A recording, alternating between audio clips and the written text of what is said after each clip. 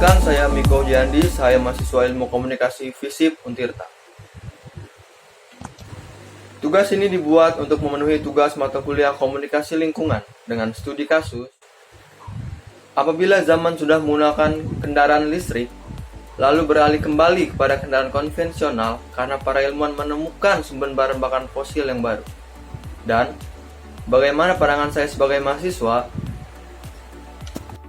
Pandangan dari saya, tentu saja saya tidak setuju tentang peralihan ini.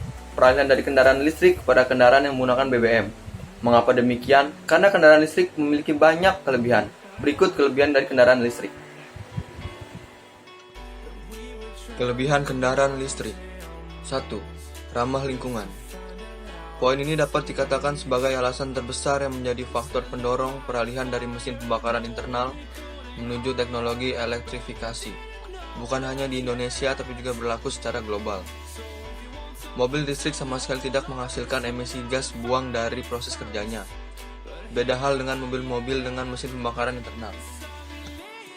2. Memiliki torsi instan. Jangan anggap remeh performa laju mobil listrik. Salah satu karakter yang ditawarkan nyala mesin dengan torsi puncak langsung tersedia ketika pedal akselerator diinjak. Dengan begitu, mobil listrik terasa sangat lincah dan gesit saat digunakan terutama dalam situasi stop and go. Mobil listrik merupakan pilihan tepat bagi mereka yang mencari kenyamanan berkendara, karena tidak ada proses pembakaran di dalam mesinnya. Kabin mobil listrik juga jadi lebih senyap. Bahkan mobil listrik bisa dibilang tidak memiliki suara mesin. Saat sedang melaju di jalanan, mereka yang didengar dalam kabin hanyalah suara roda bersentuhan dengan aspal. 4. Bebas ganjil genap. Pemilik mobil listrik di DKI Jakarta bisa menggunakan kendaraannya setiap hari, tanpa perlu khawatir ditilang karena melanggar peraturan ganjil genap.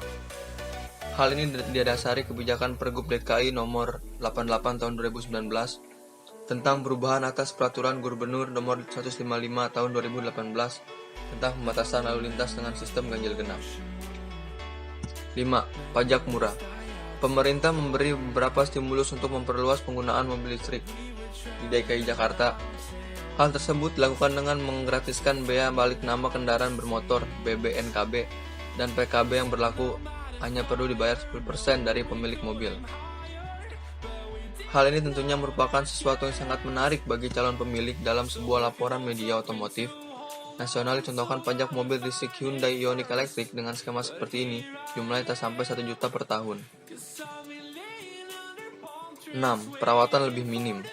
Mobil listrik memiliki komponen bergerak yang lebih sedikit, oleh karena itu mobil listrik tidak membutuhkan pelumas mesin dan perawatan relatif lebih minim. Namun, bukan berarti mobil listrik tidak butuh perawatan. Komponen-komponen fast moving seperti halnya kampas rem perlu diganti secara rutin demi keselamatan. Kekurangan mobil listrik. 1. Harga masih mahal. Sudah bukan rahasia lagi bahwa harga mobil listrik di Indonesia saat ini masih relatif mahal bagi kebanyakan orang. Mobil listrik paling murah di Indonesia saat ini adalah DF-SK Glora E yang dijual harga 469 jutaan.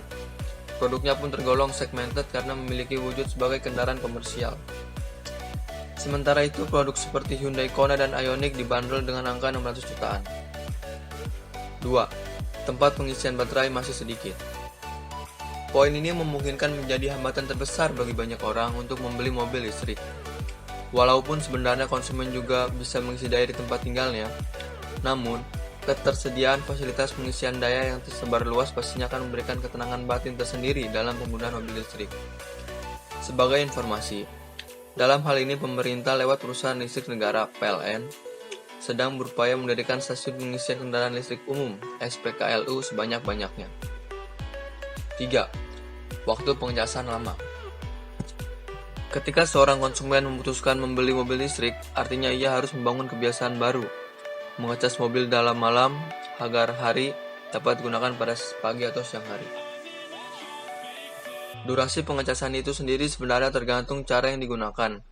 Misalnya untuk mobil listrik Hyundai melalui wall charger yang didapat pada saat pembelian, maka pengisian bisa dilakukan selama 5-6 jam dari kondisi kosong sampai penuh.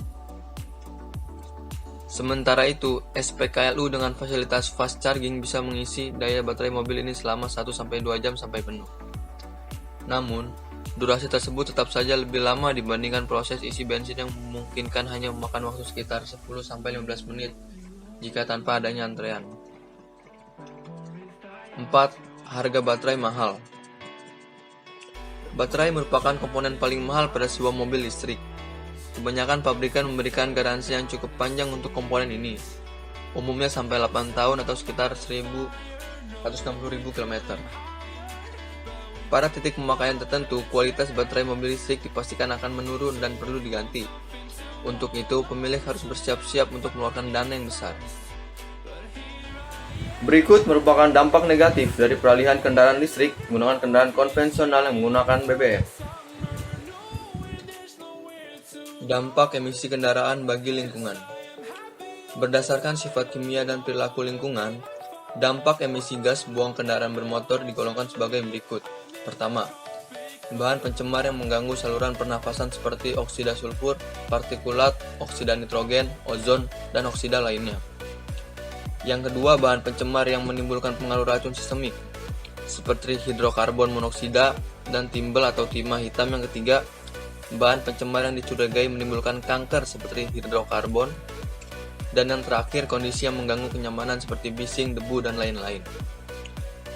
Dari penjelasan tersebut, kita harus bisa memilih dan memilih kendaraan bermotor yang memiliki pembakaran sempurna, atau kendaraan yang tidak menimbulkan emosi gas buang, seperti contoh kendaraan listrik yang telah dikembangkan saat ini. Kendaraan listrik menggunakan tenaga penggerak motor listrik. Sumber daya listrik disimpan dalam baterai yang didesain sangat kuat untuk menampung energi yang banyak. Jadi, menurut saya adalah suatu kemunduran apabila kita yang sudah menggunakan kendaraan listrik beralih kepada kendaraan konvensional yang masih menggunakan BBM dengan segala banyak kekurangannya. Sekian yang dapat saya sampaikan, kurang lebih mohon maaf. Sekian dan terima kasih.